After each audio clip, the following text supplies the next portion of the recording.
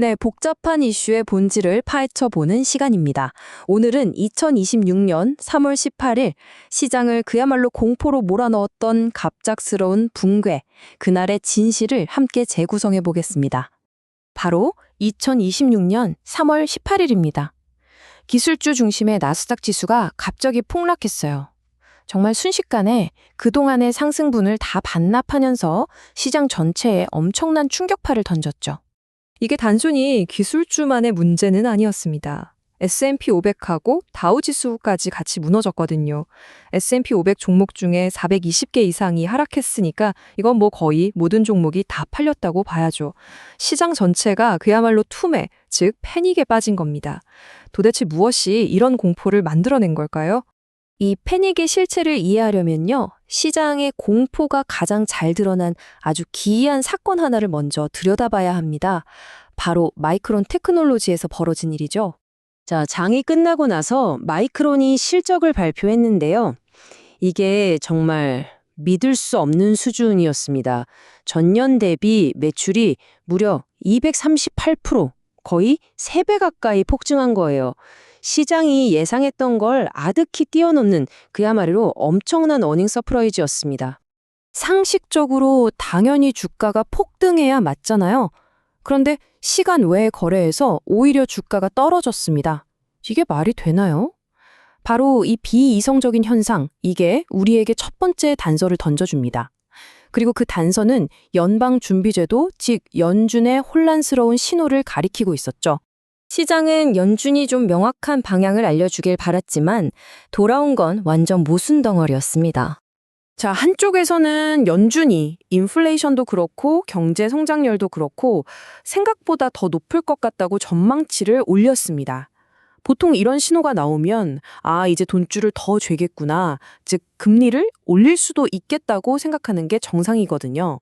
그런데 정말 역설적이게도 연준은 올해 금리를 한 번 내리겠다던 기존 계획은 그대로 유지했습니다.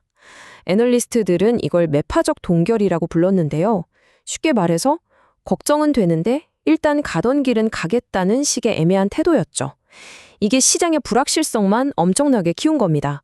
연준의 메시지는 이렇게 혼란스러웠지만 같은 날 발표된 경제 데이터는요, 소름이 돋을 정도로 명확했습니다.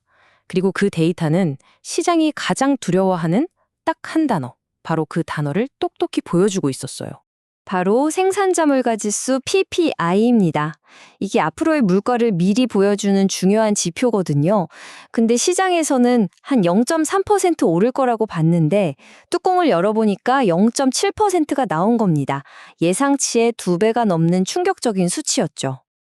근데 문제는 여기서 끝이 아니었습니다.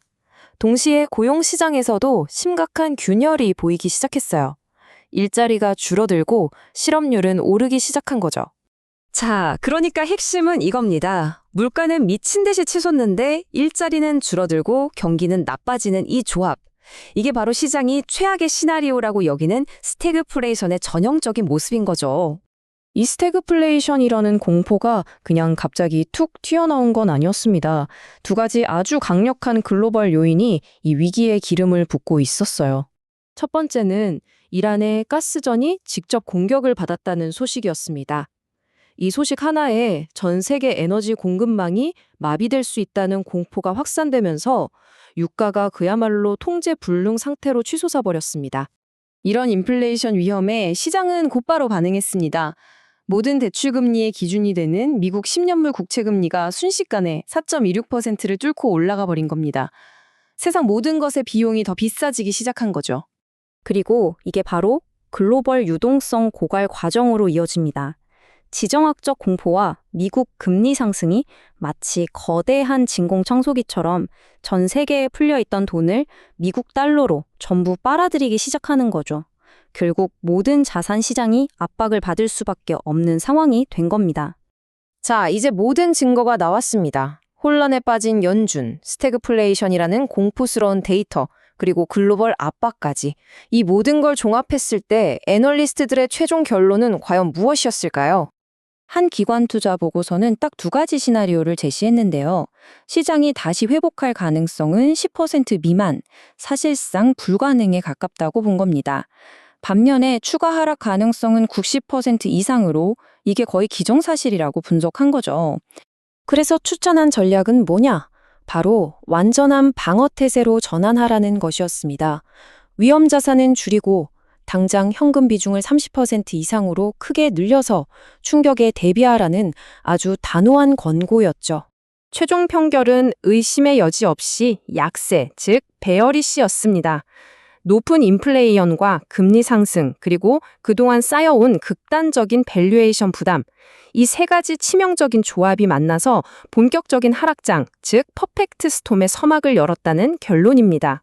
보고서는 이 마지막 한 문장으로 우리에게 냉엄한 현실을 일깨워 줍니다. 이런 시장에서는 수익을 쫓는 것보다 일단 살아남는 것, 즉 자본을 지키는 것이 훨씬 더 중요하다는 사실을 말이죠.